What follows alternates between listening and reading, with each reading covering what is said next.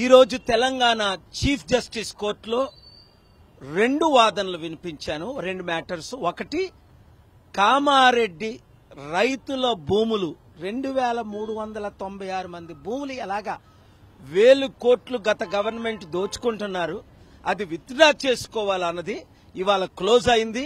రైతుల భూములను మేము ఆక్రమించాం, కంపెనీలు పెట్టం అని ఈరోజు ఆ మ్యాటర్ ఫేవరబుల్ గా గవర్నమెంట్, ఇప్పుడున్న గవర్నమెంటే అది విత్డ్రా చేసుకున్నారు. ఇంకా తెలివిగా మరలా దీన్ని రివైజ్ చేసి మరలా మాస్టర్ ప్లాన్ చేయొచ్చు యువర్ ఆనర్.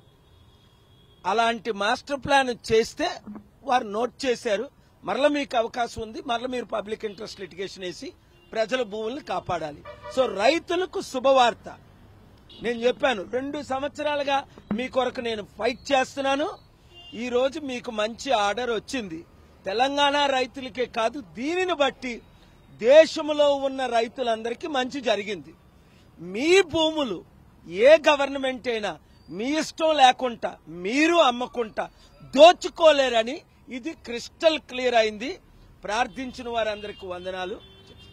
అలాగే అంతకంటే ఇంపార్టెంట్ మ్యాటర్, ఈ దేశ ప్రజాస్వామ్యాన్ని కాపాడడానికి ఇప్పుడున్న బీఆర్ఎస్ లో 10 మంది ఎమ్మెల్యేలు పార్టీలో గెలిచి కాంగ్రెస్ పార్టీలో ఎందుకు చేరారు?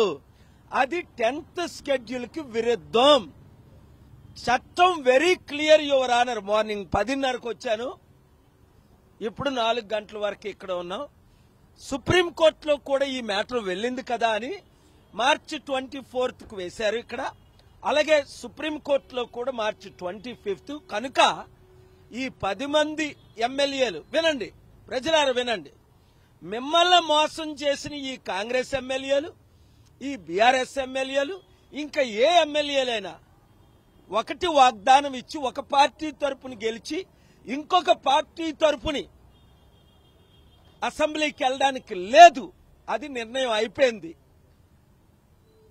వారు ఇది 98లో మాయావతి గారి కేసులో 12 మంది బీఎస్పీ ఎమ్మెల్యేల్ని ఏ విధంగా అప్పుడు 28th చీఫ్ జస్టిస్ డిస్క్వాలిఫై చేశారో అదే విధంగా ఇక్కడ డిస్క్వాలిఫై చేయాలి అని దాదాపు 3000 పేజీల డాక్యుమెంటేషన్ సుప్రీంకోర్టు సైటేషన్స్ తో వినిపించి కన్విన్స్ చేశాం. ఆరాధే గారు ఉండేటప్పుడు 7-8 సార్లు వీరున్నప్పుడు.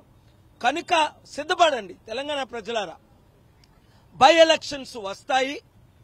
ఈ 10 మంది ఎమ్మెల్యేలు ఇప్పుడున్న పార్టీలు మీరు చిత్తుగా ఓడించి కొత్త ఎమ్మెల్యేలు గెలిపించడానికి, ప్రజాశాంతి పార్టీ తరపున పోటీ చేయడానికి మీరు సిద్ధం కండి. Thank you very much.